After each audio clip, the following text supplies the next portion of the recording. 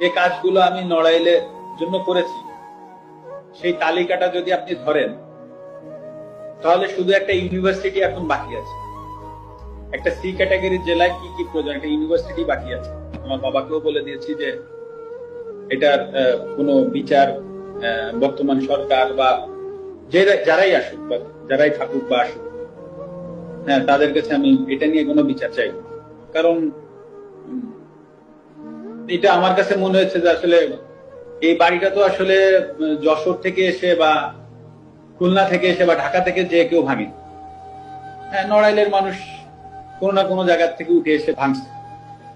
তো আসলে আমি নড়াইলের মানুষের বিরুদ্ধে আর বিচার চাইবো না। তো যেটা হয়ে গেছে তো ওটা আমি একসেপ্ট করে নিচ্ছি। হয়তো বা আমার কাছে আমি এভাবে একসেপ্ট করে নিচ্ছি যে হয়তো বা আমার কোনো ভুল ছিল, আমি কোনো ভুল করেছি, হয়তো বা তার জন্য ওনারা হয়তো বা এসে ওটা করেছে।